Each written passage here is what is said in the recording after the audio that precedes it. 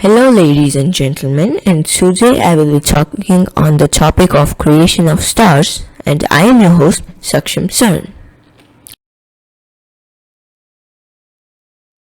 Nebulae, and what are they? So, nebulae are present in the pre-star phase when stars are created when there is enough gravity to attract gas and dust into the nebula, causing it to accumulate. As you can see, matter is being attracted to a gravitational point over here, and we will talk about the shape of this gravitational point in the next. So the result of the accumulation is that it forms a spherical structure around that gravitational point, and you can also notice that there is an accreting disk of matter around that gravitational point.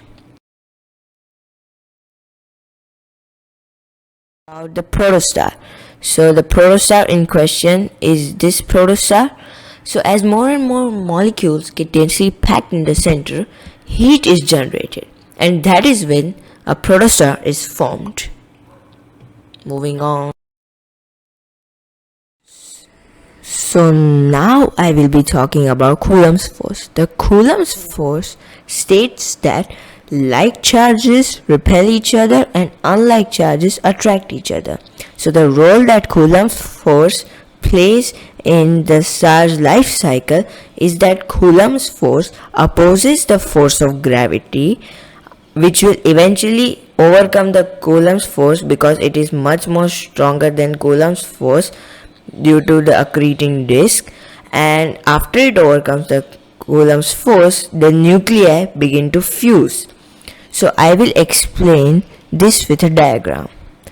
So this is the first set, and I would like to ask you the charge of the unfilled balloon or the unlabeled balloon. If you have guessed that the charge is positive, well, bravo, you are correct. Now for another question. Can you again guess the charge on the unfilled balloon? If you guess negative, then you are correct. Well done. Moving on to the next slide. So now we are going to talk about the post-protostar period. The post-protostar period is described as when the protostar keeps on accumulating particles till a dense core reaches a temperature of approximately 100 million Kelvin, after which the hydrogen nuclei begin to fuse into helium atoms. The strong force is then the force that keeps those helium atoms together. So I'll explain this with a diagram. So we have a normal hydrogen, which is known as protein in scientific terms. Then that gets converted into deuterium by taking a neutron, and two of these deuterium molecules make the helium atom. Fusion occurs when two light nuclei of atoms fuse to create a heavy nucleus.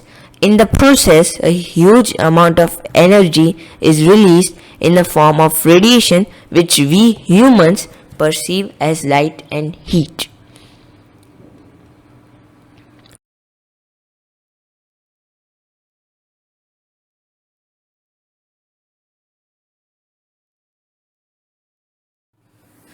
Now that the strong nuclear force and gravitational force have taken over the star, the energy that is released as the byproduct of the nuclear fusion reaction balances those both forces and maintains the star's shape and size, meaning that it stabilizes the star.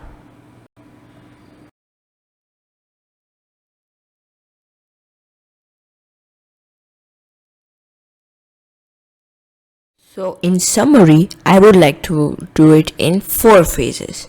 The first phase I would like to name as the G phase.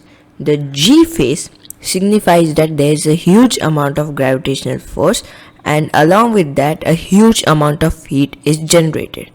The second phase I would name it as the C and the S phase.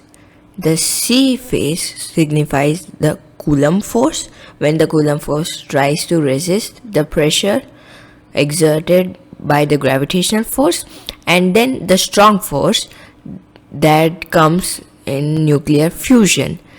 The third phase I would like to name is the energy phase, where the byproduct of the nuclear fusion, which is energy, is released and stabilizes the whole star. And the last phase is the M phase, where you can now describe this star as a main sequence.